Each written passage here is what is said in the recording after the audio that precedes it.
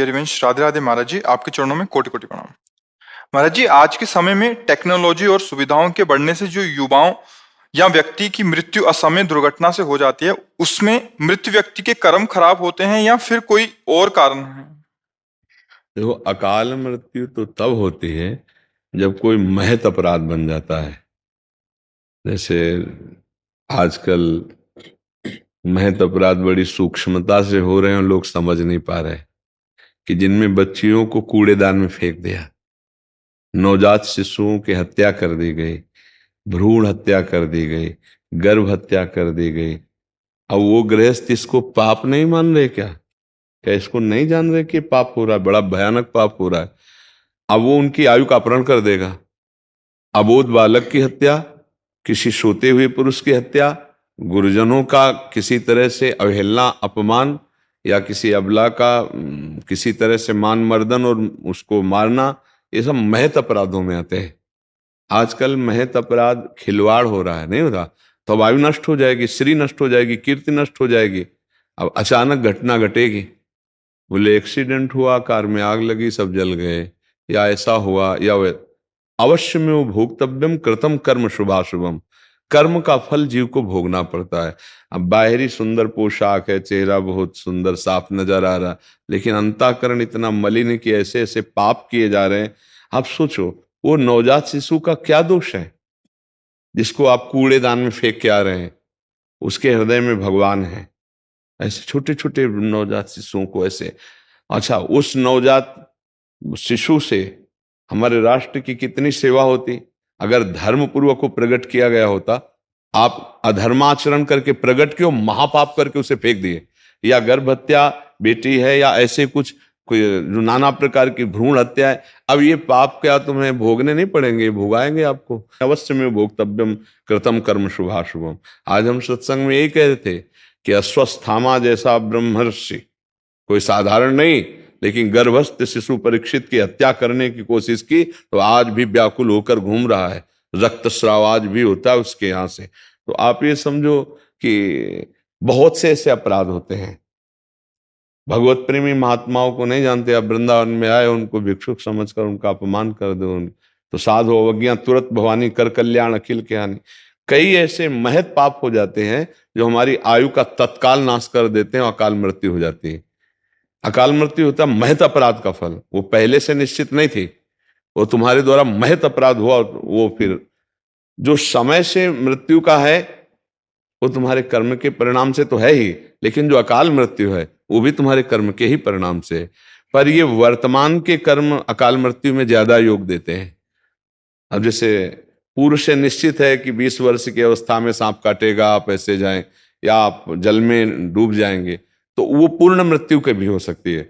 और एक है कि संयोग है कि आप 80 वर्ष में मरेंगे, लेकिन आपने इतने पाप कर दिए कि आयु का आपका काट दिया गया, आयु को नष्ट कर दिया गया। आपको तत्काल तुम्हारी बुद्धि ऐसी हो जाएगी, तुम खुद जहर खा लोगे, तुम्हारी बुद्धि हो जाएगी खुद गोली मार लोगे, तुम्हारी बुद्धि हो जाएगी किसी वाहन के नीचे दब, तुम्हारी बुद्धि खुद ऐसे करवाने लगी, या कोई ऐसी घटना तत्काल घटेगी, आपका शरीर नष्ट हो जाएगा। तो इसलिए कहा गया है कि संत समागम करो, शास्त्र स्वाध्याय करो, जिससे तुम्हें ये पता चले कि क्या पाप है क्या पुण्य है, क्या नहीं करना चाहिए क्या करना चाहिए। इसीलिए हम सबको चीख चीख के कहते, कुछ समझ में आवे ना आवे, शराब मत पियो, पराई माता बहनों की तरफ गंदी दृष्टि वाली बात मत करो, मांस मत खाओ, नाम जप करो, तुम्हारा जीवन संभल जाएगा। लेकिन आप सोचो, कौन सा शास्त्र तुम्हें आदेश देता है कि तुम मनुष्य होकर मांस भक्षण करो? छोटे छोटे पशु, हर जीव अपनी रक्षा चाहते हैं, तुम कितने निर्दयी हो। अगर आप ना उसे खाएं तो आप पाप से बच जाएंगे। तो जो मदिरा पीता है उसके अहम वृत्ति बढ़ जाती है, निर्णय करने की शक्ति खो जाती है। देखो ना उनकी हालत, देखो ना जो चल, अब वो कहीं ना कहीं राक्षसी प्रवृत्ति उदय होगी तो पाप कर्म बन जाएगा। इसीलिए इनको महापाप में रखा गया है। अब कौन मदिरा नहीं पीता? कोई बिरले ऐसा होगा, नहीं तो आजकल स्वागत है इसी बात का रखा गया है। वीआईपी कल्चर कहा जाता है, इसे नहीं कहा जाता है। तो ये पाप नहीं बन रहा है। अब यही फिर कष्ट भोगने को मिलता है, कभी रोग रूप में, कभी मृत्यु रूप में, कभी घटना रूप में, कभी परिस्थिति। आप यदि अपने आचरण सुधारें तो पीछे का जो भोग है वो आराम से सह लेंगे, आगे आपकी उन्नति हो जाएगी, आपका मंगल हो जाएगा। समझ पा रहे? किसका? आपका प्रश्न था। हाँ, नाम जब खुद करो और सब परिवार के जनों को भी, चाहे 5 मिनट ही नाम कीर्तन करें। और ये गंदा आहार, गंदा पेय, होली है, सबसे फिर हम बार बार प्रार्थना करते हैं, उद्दंडता मत करो, नशा मत करो। होली है तो नाम कीर्तन करो ना। अच्छे पकवान बनाओ, प्रभु को भोग लगाओ, खुद पाओ, दो चार को और पवाओ। भगवान का नाम कीर्तन करो, पद गायन करो, एक दूसरे के गुलाब लगाकर चरण स्पर्श करो, हाथ जोड़ो, जो हमारी भारतीय संस्कृति है। ये तो राक्षसी है कि शराब पिए, नालियों में पड़े, लड़ाई झगड़ा और ये सब ऐसा। तो हम वो आचरण करें जिससे हमारा जीवन सुखमय रहे। जी। स्वाति जी दिल्ली से। गुरुदेव आपके चरणों में कोटि कोटि प्रणाम। गुरुदेव आपकी कृपा और राधा रानी के बल से मेरे पति ने मांस, मदिरा, अन्य व्यसन आदि छोड़कर आपका सत्संग और नाम जप करना शुरू कर दिया है। अब हमारे जीवन में बहुत सुधार है। गुरुदेव भगवान, भगवत मार्ग पर चलने पर अब मेरे साथ एक दुविधा आ रही है। मेरा नाम जप बार बार छूट जाता है, फिर मैं रात रात भर रोना आता है कि प्रभु। हाँ, आप इसकी चिंता कर रही हैं तो आगे चलकर नहीं छूटेगा। जब आप चिंता कर रहे हैं कि मेरा नाम जब न छूटे, तद स्मरणेन परम व्याकुलते थी। अपने आराध्य देव का नाम भूलने पर व्याकुलता होनी चाहिए, और आपको व्याकुलता है। तो करत करत अभ्यास के जड़मत होत सुजान, रस्सी आवत जात ही सिल पर होत निशान। जब सैकड़ों बार रस्सी खींची जाती है तो पत्थर में चिन्ह बन जाता है। तो जब हम बार बार नाम का अभ्यास करेंगे तो हमारा मन, हमारी बुद्धि स्वाभाविक नाम जप में लग जाएगी। अभी नया नया उसको लग रहा है, क्योंकि जन्म जन्मांतरों से भोगों में रत रहा है। तो अभी नाम शुरू किया, साल भर हो गए, 6 महीना हो गए, या 2-4 साल हो गए, पर कई हजारों जन्मों से हम भगवान को भूले हुए हैं। तो आज हम जब शुरू करेंगे, इतना लगने लगा है तो विश्वास कर लो आगे और लग जाएगा। पर प्रयासरत रहें। सिद्ध पुरुष का स्वाभाविक भजन होता है, साधक को भजन का अभ्यास करना पड़ता है। अभ्यास करते करते, अभ्यास योग युक्तेन चेतसा नान्यगामिना, अभ्यास करते करते उसका चित्त ऐसी दशा को प्राप्त हो जाता है कि और कहीं जाता ही नहीं, सब काम करते हुए अपने आराध्य देव का नाम जप कर रहा है। यही तो महान भक्ति का स्वरूप है। वो आप जैसा वर्णन कर रहे हैं कि मुझे रात रात भर रोना आता है अगर नाम छूट जाता है, तो भगवान की विशेष कृपा है, और आगे चलकर ये छूटेगा ही नहीं। क्योंकि जिसके लिए हमें इतना प्रियता आ जाएगी, वो नाम भगवान का सच्चिदानंद में खुद कृपा करके फिर आपको सहयोग मिलेगा कि आप जप नहीं नहीं होने लगा। नाम चिदानंद है, वो भगवान ही है नाम के रूप में। नाम और नामी अभेद है। तो बड़ी कृपा है जो आप नाम जप कर रहे हो। सावधानी रखो, भोजन सतोगुणी होना चाहिए, आचरण पवित्र शास्त्र के अनुसार होना चाहिए, तभी निरंतर नाम चलेगा। अगर कोई भोजन की त्रुटि हो गई, आचरण की त्रुटि हो गई, तो नाम रुकने लगेगा, नाम में बाधा और कहीं वैष्णव निंदा बन गई, तब तो नाम फिर एकदम रुक जाएगा। तो ऐसी सावधानी रखें और अभ्यास करते रहें तो निरंतर नाम चलने लगेगा।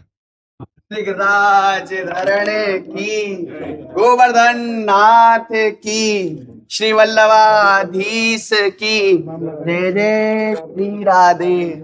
मेरे प्यारे बाबा की जय। मेरे प्यारे ब्रजवासियों की जय। ऐसी बाबा कृपा बनाए रखो, दर्शन देते रहो बाबा। कृपा तो कृपा तो आपकी होती कि जो आप प्रसाद देते हैं, आप जय जयकार श्री जी की करते, लालजू की करते, उसी से हम जीवित हैं। वही हमारा जी, आप ब्रजवासियों का आशीष और ब्रजवासियों के टुकड़े, यही हमारा जीवन है, यही हमारा। ये बाबा जी पूरे भारत से 25 लोग आए हुए हैं। ये गोबर और गोमूत्र से हम लोग उत्पाद बनाना सिखाते हैं, जिनके पास गौशाला है, गाय है, ताकि गायों का खर्चा निकाल सके। तो ये गोबर से कुछ उत्पाद दिखाने के लिए लाए थे आपको। ये सब इन सबन को प्रशिक्षण बाबा गिरिराज जी में चल रहा है। अच्छा, बहुत सुंदर। अच्छा, ये गोबर से बने हैं? गोबर से बने हैं। ये दीपक है, ये दीपक है। और इसमें कुछ प्रिंसिपल है हाई स्कूल से, एक लड़की लंदन से आई है जॉब छोड़ के, जो ये गोबर से उत्पाद बना, ये शुभ लाभ श्रीम, ऐसे कम से कम 150 उत्पाद बनाना। हाँ, इससे क्या होगा कि हमारी जो गायों की मतलब उपयोगिता समझ में आएगी लोगों के, है ना। क्योंकि जैसे केवल इतना पता है कि दूध देती है तो सेव्य है, वो स्वार्थ बुद्धि है। हमारी गाय हर समय सेव्य है नहीं। हाँ, ये बहुत सुंदर है कि आप पिछले 14 साल से ये काम कर रहे हैं। अच्छा। और अभी तक हजारों लोगों को ट्रेनिंग दे चुके हैं। देश विदेश से लोग ट्रेनिंग लेने के लिए आते हैं, और वृंदावन धाम में ये दूसरी बार ट्रेनिंग है। हाँ, इससे पहले भी। और इससे में क्या है कि ये सब परम पवित्र है। और ये पर्यावरण के ऊपर बोझ नहीं है, जैसे प्लास्टिक हो गया, फाइबर हो गया, हाँ। ये पर्यावरण के बोझ है और ये जमीन में डालेंगे तो खाद बन जाता है। हाँ, बहुत सुंदर है।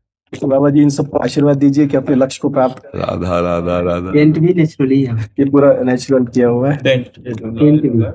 पेंट भी वो बाजार का पेंट नहीं है। ये लक्ष्मी जी के शरण है। दीपावली आदि पे और माला भी बनाते हैं हम लोग, जप माला कंठी, वो अभी लाए नहीं जप माला, वो बहुत सुंदर, बहुत सुंदर है और बहुत सुंदर है। सब लोग मनोयोग से ऐसा करो। हाँ, भगवान श्री कृष्ण चंद्र जी ने गौओं की सेवा की। गोविंद को गौएं बहुत प्यारी हैं। अगर हमारी गौओं की रक्षा हो, उनकी सेवा हो तो बहुत सुंदर बात है। और ये तभी हो सकती है कि आजकल स्वार्थ बुद्धि प्रधान जीव है, तो वो समझे कि हमारे स्वार्थ की भी पूर्ति होती है और परमार्थ की भी पूर्ति होती है, हमारे धर्म की भी पूर्ति होती है और धन की भी पूर्ति होती है। क्योंकि अगर इस तरह से तो हमें एक लाभ दिखाई देगा तो हम गाय की उपयोगिता को समझेंगे। और जो धर्मात्मा पुरुष हैं वो बाहरी बातों को नहीं देखते, वो धर्म को देखते हैं। लेकिन जो बाहरी बहिर्मुख है वो बाहरी लाभ को देखते हैं। तो बाहरी लाभ में भी ये बहुत सुंदर बात है जिससे सबका अच्छा, ये दीपक भी उसी के बने। महाराज जी दूध देना बंद कर देती है गाय तो लोग छोड़ देते हैं। हाँ, वही कह रहा हूँ। और गोमूत्र से हम लोग दवाइयाँ, अर्क, जड़ी बूटियों से अर्क बनाना सिखाते हैं, कई चिकित्सा करना सिखाते हैं। तो ये सब बहुत सुंदर, बहुत सुंदर। जी, धन्यवाद है आप सबको कि आप सतमार्ग में लगे और गंदे आहार, गंदे पेय इनको त्याग दें। बहुत धन्यवाद है। आपका जीवन सुखमय तभी बनेगा जब आप सतमार्ग में चलेंगे, है ना। हाँ, प्रदीप ठाकुर जी उज्जैन से। जय श्री राधे। गुरुदेव भगवान आपके चरणों में कोटि कोटि प्रणाम। महाराज जी, ये शरीर कर्म से टैटू आर्टिस्ट है, जिसका ग्रस्त धर्म इसी कार्य से चलता है। महाराज जी जो टैटू आदि बनाते हैं ना, जो राम जी लिखे हैं या बनाए, तो ये कह रहे हैं कि अगर कोई ग्रस्त जन भगवान प्रभु राम जी या किसी भी भगवान का नाम या छवि बनाते हैं तो उसका दोष इस शरीर को तो नहीं लगेगा महाराज जी, या बनाना चाहिए या नहीं? तीन हर कर्म के भोक्ता फल के बनते हैं। एक होता है प्रेरक, जाओ आप ऐसा कर लो, और एक होता है कर्ता जो कर रहा है, और एक होता है अनुमोदन, अच्छा आपने बहुत बढ़िया किया या बहुत बढ़िया है, करवा लो ऐसा। प्रेरणा, अनुमोदन और कर्ता, तीनों को बराबर फल मिलता है, चाहे वो पुण्य का हो या पाप का हो। यार बैठे क्या कर रहे हो, चलो ना वृंदावन, एक परिक्रमा करते हैं वृंदावन चल के, प्रेरणा की। आप कहाँ जा रहे हो, वृंदावन? अरे धन्य भाग है आप वृंदावन की परिक्रमा। और एक ने परिक्रमा की, तीनों को बराबर फल मिलेगा वृंदावन की परिक्रमा का। ऐसे ही पाप का है। तो देखो, आप जैसे किसी के हाथ में नाम लिख दिया, अब वो उसी हाथ से अपवित्र कार्य करे और वो नाम का बार बार, तो वो अपमान नाम का हुआ, उसके आप कर्ता हुए और वो करवाने वाला हुआ। और तो बराबर इस पर तो आप और टेटू बनाइए। जरूरी है भगवान का ही अपमान हो ऐसे हम कार्य करें? हमें